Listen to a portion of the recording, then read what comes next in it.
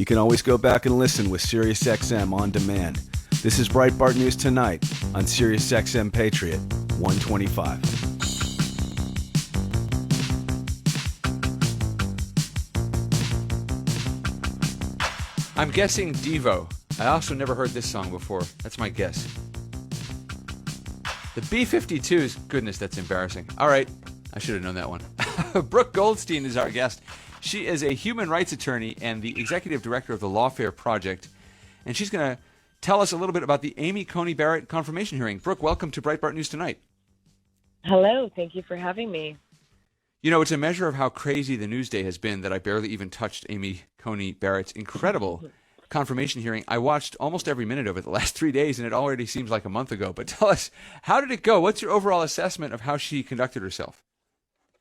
I think she conducted herself very well.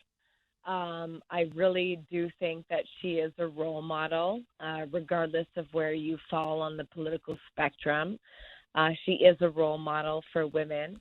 And I just feel like the country should be celebrating that, but instead a lot of this country has chose to demonize her and unfortunately use her nomination as a political football to strike at the president, which I think is quite unfortunate.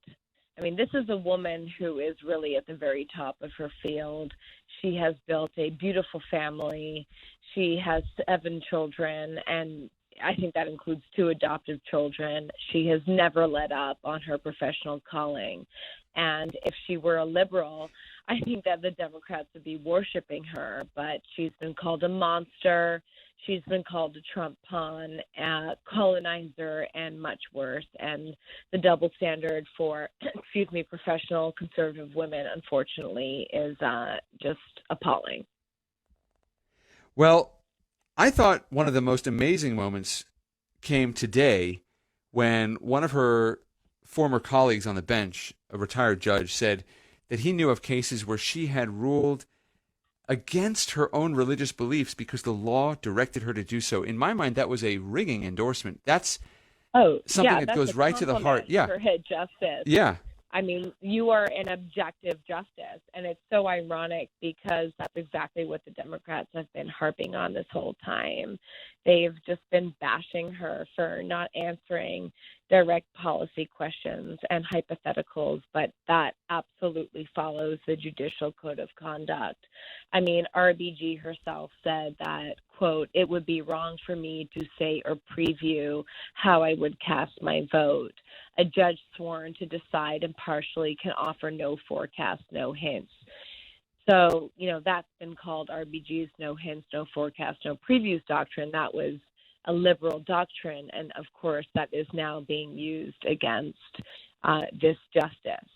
It's just completely inappropriate to try and position as though a justice should be forecasting her personal opinion. And it was the utmost compliment that she would put her objectivity before her faith.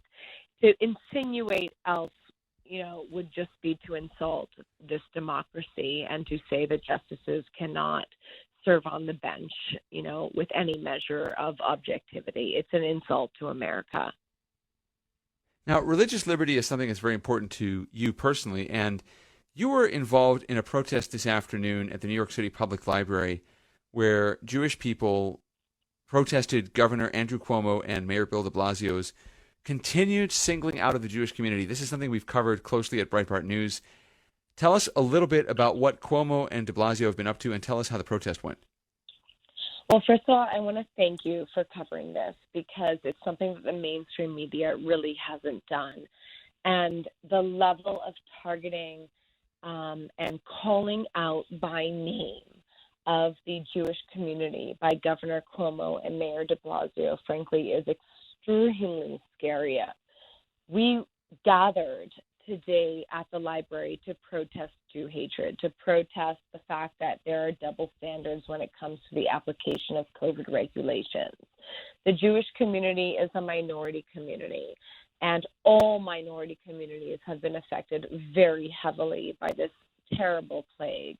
But the stats that the public is being given are just misleading. The fact of the matter is that the Jewish areas in NYC are nowhere near the top of the list for COVID rates. Borough Park is 49th. Williamsburg is 79th, and yet it is Jewish neighborhoods and Jewish schools that are being closed down, and the Jewish community, as though we're some sort of monolith, is being called out by name by both the governor and the mayor. And in the 21st century, in an era where we're so hypersensitive to minority rights, this is just unconscionable. It is un-American, and it's arbitrary enforcement of the law. Now, let me play devil's advocate here for a minute. There are those who say that the community hasn't been good at enforcing the coronavirus guidelines, the Jewish community in particular, that people have found ways to keep religious schools open, and they've been having dancing in the streets during the Sukkot holiday. I mean, that doesn't sound like good social distancing. And I say this, of course, as a Jewish person myself, so it is a position I don't agree with, but it's the position that's out there. Do the governor and the mayor have a case here? Well, put it this way, okay? The neighborhoods with the biggest COVID increase over the past 2 weeks have not been shut down. Those are the Financial District, Murray Hill, Park Slope, Central Harlem, and Bushwick. And while every minority community has been affected by this plague, think about it. The Black community has 2.6 times higher COVID rates than the national average. The Hispanic community, 2.8. They are not called out by name. The government is not targeting the Black and Hispanic communities. The opposite. The same day that the government is going and arresting Jews for gathering in the street to celebrate life, to celebrate Sukkot, the same day they are closing down Jewish schools, they are publishing pamphlets on how to protest if you are another minority community. The End Jew Hatred protest, we didn't take a position on COVID. We are not taking a position on mask wearing. All that we are saying is that if you have regulations, they have to be enforced equally. Jews demand equal protection under the law. We are a victim as every other minority community, and you cannot target us by name. That is illegal. It is inappropriate. It is racist. And basically accusing Jews of spreading the plague is medieval. It has no place in the 21st century, and it is dog whistling, and it's just, obviously contributing to a rise in Jew hatred in the city when Jews... Yeah, and it was already a problem. I mean, Jews were being attacked in Brooklyn and so forth. Now, tell us a little bit about your project, the Lawfare Project. I have to say that when I saw the Lawfare Project, I got a little confused. I know what Lawfare is, but there's also a blog called the Lawfare Blog, and that's not the same thing at all. But the Lawfare Blog, yeah, tell us. I mean, Lawfare Blog is very left-wing. They were very pro-impeachment. The Lawfare Project is something very different. So just tell us about your project. I want to get this out there because when you say Lawfare nowadays, everyone thinks, oh, it's those snappy former New York prosecutors who hate Trump. No, that's not what it is. Right. Who have a blog that write about everything related to national security law and call it Lawfare.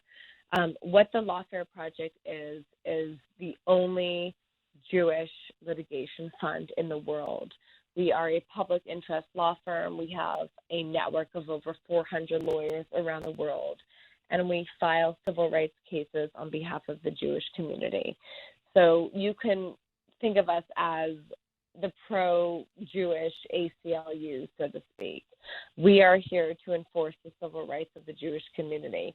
Never in the history of this great country have we had a civil rights movement that focuses specifically on the rights of the Jewish community as a minority community. And so the Lawfare Project facilitates that by providing pro bono counsel to Jewish communities so that they can enforce their basic civil rights when they are targeted and discriminated against.